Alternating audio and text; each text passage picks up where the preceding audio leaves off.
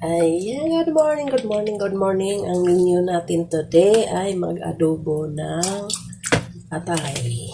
Atay balon-balunan. So, meron na tayo, mix ang ating adobo. May atay ng manok at atay ng baboy. Kasi yan ang order ng post. So, meron tayong atay ng manok. Then, meron din tayong balon-balunan. So, hiwain na natin muna ang ating ingredients. Yan.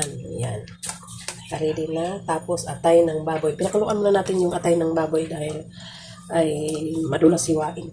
So, ayan. Hiwain muna natin ang atay ng baboy. Pareho lang naman to. Ayan. Mix ang ating adobo.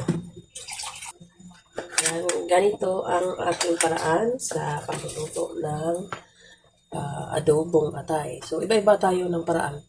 Iba-iba tayong paraan para sa pag-adobo ng baboy, atay ng baboy at atay ng manok. So, hiwain na natin. Ganito ang kalaki. Ang atay ng baboy, yan. Atay ng baboy. Pinakuluan na natin para hindi madulas siya hiwain kasi tumatakbo-takbo yan eh. Hiwain.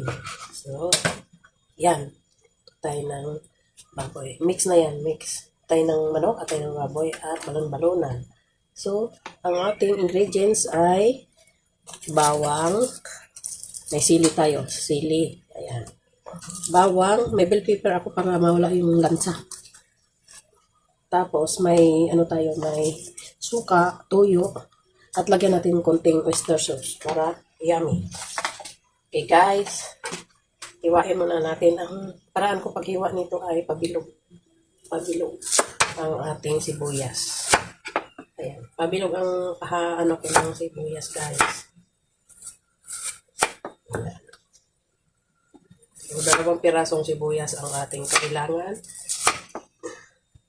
At mas maganda yung maraming bawang. Kasi mas marami ang ingredients, mas marami, mas masarap. So, ito ang ating bell pepper na pinipare. Isang pirasong bell pepper. May bell pepper tayo. Para mapagpawala ng lansa guys. At saka may din ako, mahabang sili. Ayan. So, ang ingredients natin ito ay paminta, suka, tuyo, at may kunting paminta at oyster sauce. So, nahiwa ko na ang dalawa. So, ang iba hindi pa nahiwa. Ayan. Ito kailangan pinupinuhin ko ito. Ayan. Para mawala ang lansa ng atay kasi medyo yung mga anak ko ayaw kumain ng atay ng baboy kasi walang sada. So, ayan guys. Tingnan ko na yung mga ingredients.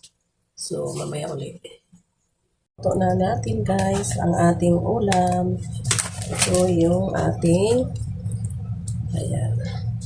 Ito ang ating mga ingredients. So, igisa na natin. Start na natin magisa. So, ito na guys.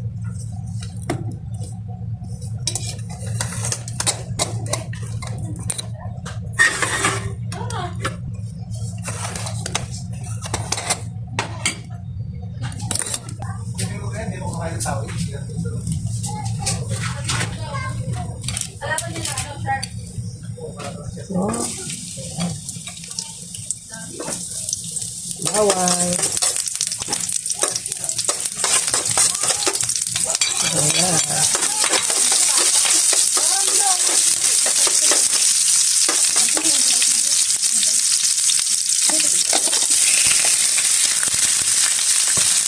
Ayan natin ito kasi matigas.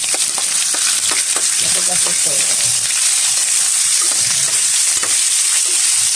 Palitan na natin yung ito. Ito ko na lang ang ano.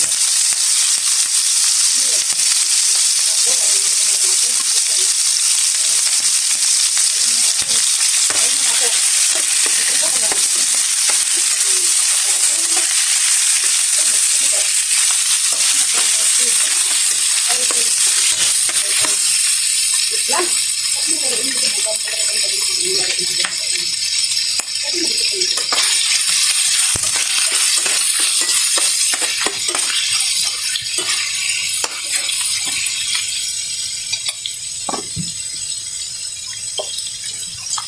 Iyo.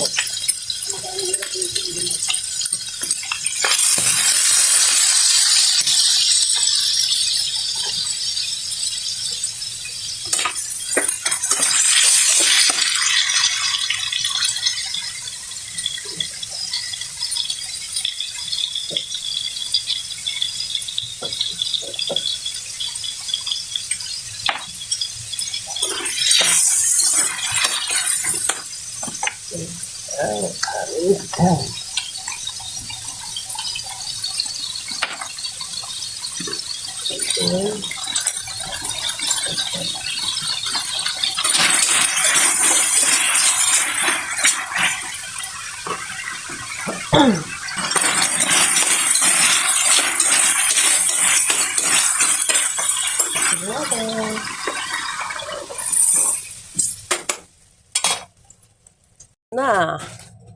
Ito na guys. Yummy. Yan, luto na. Oh.